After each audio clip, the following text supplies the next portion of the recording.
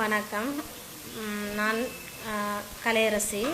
நான் கிளிநொச்சி அம்மாச்சி உணவகத்தில் கடமை புரிகின்றேன்.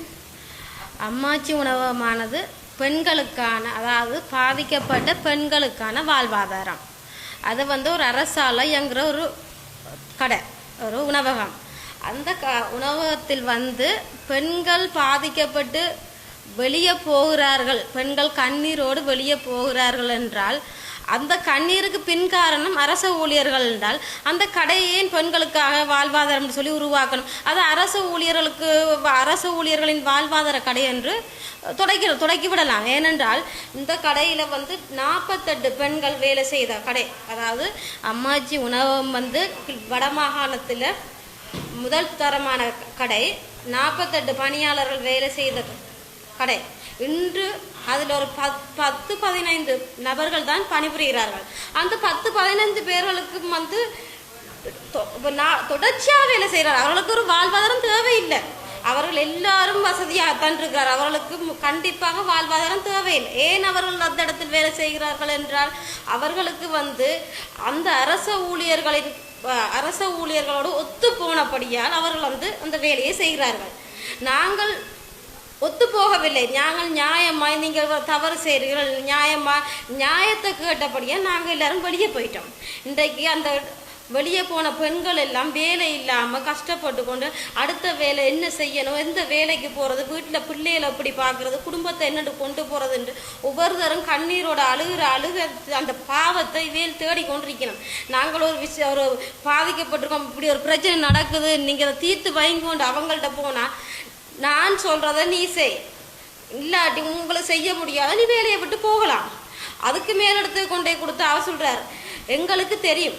அதாவது ஸ்ரீரூபி, சோதி விஜயதாசன், சுதர்சினி, மாலினி, முரளிதரன் இவ்வாறான அரச ஊழியர்கள், அதாவது விவசாய திணைக்கள அரச ஊழியர்கள் இவ்வளவு பேரும் ஒன்று திரண்டு அம்மாச்சி பணியாளர்களே ஒரு அடிமைத்தனமாக, அதாவது சாப்பாடு இந்த வயிற்றுக்கு போடு, இதை எந்த ஒரு அம்மாச்சியிலையுமே இல்லாத ஒரு நடைமுறை. ஆனால் சொல்றது அம்மாச்சி எல்லாம் ஒன்று, அம்மாச்சின்ற சட்டத்திட்டங்கள் எல்லாம் ஒன்று, அம்மாச்சிக்கு ஜாப் இருக்கிறது, அம்மாச்சியின் ஜாப்பின் பிரகாரம் தான் எல்லாம் நடக்குதுன்னு சொல்றீங்க முடியும். வாய் வார்த்தை மட்டும், செயல் வடிவம் நான் சொல்றதை தான் நீ கேட்கணும் என்ற செயல் வடிவம் மட்டும்தான் நடக்குது. உதாரணமா அம்மாச்சியோட சாப்பாடு வெயிட், அம்மாச்சியோட சாப்பாடு தரம் தங்களுக்கு சார்பா இருக்கிறவங்களுக்கு பார்ப்பது கிடையாது. அம்மாச்சியோட அவங்களோட சட்டத்திட்டங்கள் தங்களுக்கு சார்பான ஆக்களுக்கு இல்லை, தங்களுக்கு எதிராக கொடி பிடிச்சி நியாயத்துக்கு பக்கம் போறவங்களுக்கு மட்டும்தான் அவங்களோட சட்டத்திட்டங்கள். இப்போ உதாரணமாக திருநெல்வேலி அம்மாச்சி விவசாய திணைக்களத்துக்கு இயங்குது, வவுனியா அம்மாச்சி விவசாய திணைக்களத்துக்கு இயங்குது. ஆனால் இவ்வளோ பிரச்சனை வந்ததில்லை. ஏன்றால் அங்கு அரசு ஊழியர்கள் கடமை புரிகிறார், அவர்கள் துன்புறுத்தல் இல்லாமல் நிம்மதியாக வேலை செய்கிறார்கள். கிளிநொச்சியில் அது நான் நினைக்கிறேன், விலங்கையில் அரசு விவசாய திணைக்களத்தில் பணிபுரிய சொல்லி உத்தியோகஸ்தர்கள் விட்டு அவங்களுக்கு விவசாய திணைக்கள உத்தியோகஸ்தராக வேலை செய்ய விருப்பம் இல்லை. அம்மாச்சியை கண்காணிக்கணும். ஏனென்றால் அம்மாச்சியால் அவங்களுக்கு ஒரு பிரயோசனம் இருக்கு. அம்மாச்சியால சாப்பிடலாம், அம்மாச்சியால புலக்குறைவா எல்லாம் தங்களுக்கு ஏற்ற மாதிரி எடுத்துக்கொள்ளலாம், அம்மாச்சிக்கு வர அரமானியங்களை தாங்கள் யூஸ் பண்ணிக்கொள்ளலாம், அம்மாச்சி கொன்றைகளை தாங்கள் செஞ்சு கொள்ளலாம். அப்போ தாங்கள் ஒரு அம்மாச்சி பணியாளர்கள் படிக்காத முட்டாள்கள் மாதிரியும் ஒரு வேலை கஷ்டத்துக்கு வந்திருக்கிறார்கள். இவர்கள் என்ன சொன்னாலும் இவர்கள் அடிமுட்டாள்களாக இருப்பார்கள் என்று அம்மாச்சியில் வேலை செய்கிற அவ்வளோ பேரும் இனி இல்லை என்ற பணி கஷ்டப்பட்டவர்கள் இருந்தவர்கள், அதாவது வேலை செய்து கொண்டு இருந்தவர்கள் இனி இல்லை என்ற கஷ்டப்பட்டவர்கள், எவ்வளவு அடிமைப்படுத்தினால் எவ்வளவு தாழ்ந்து போகலுமோ அவ்வளவுக்கு தாழ்ந்து போனவர்கள். ஒரு கட்டத்தில் ஏலாத கொடுமைக்கு எல்லாரும் விளையிட்டோம்.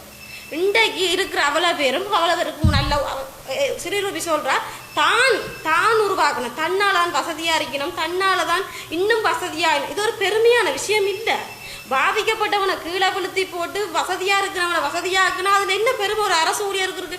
இந்த நாட்டில் அரசு ஊழியர்களின் அதிகார துஷ்பிரயோகம் பற்றி இந்த ஆட்சி முறை கண்டிக்குது. அரசு ஊழியர்கள் தப்பு துஷ்பிரயோகம் பண்ணுறார்களா, தவறு இழைக்கிறார்களா, அறிவிங்கள்னு சொல்றாங்க. நாங்கள் அறிவிக்கிறோம். நான் எங்களோட ஒரு சொசைட்டி நிர்வாகத்திலிருந்து இப்படி ஒரு மோசடி நடந்திருக்குது என்று சொல்லி நான் இந்த பிரச்சனையை கொண்டு போறேன். அதாவது வடமாகாண விவசாய திணைக்களத்துக்கு கொண்டு போறேன். இப்படி கொண்டு போனால் அவர் இந்த விசாரணைகளை விசாரிக்கிறார்கள், எங்கட பக்கத்தையும் விசாரிக்கிறார்கள். சுதர்சினி என்றவா செய்த மோசடி, ஸ்ரீரூபி செய்த மோசடிகள் எல்லாம் விசாரிக்கிறார்கள். விசாரித்து கவர்னர்கிட்ட கொண்டு போகிறோம், மினிஸ்ட்ரியிட்ட கொண்டு போகிறோம், எல்லாம் கொண்டு போகிறோம். ஆனால் தீர்வு தாரம் என்று தீர்வு ஒழுங்கான தீர்வு ஆனால் இன்று ஒழுங்கான தீர்வு கொடுத்திருந்தா இன்று வரைக்கும் இந்த அம்மாச்சி உணவகத்தில் இவ்வளோ பெரிய பாதிப்புகள் நடந்திருக்காது. இன்றைக்கு இந்த மீடியாவுக்கு இந்த பிரச்சனை வந்திருக்காது. இந்த இவ்வளவு தவறு நடந்ததுக்கு காரணம் இந்த அரசு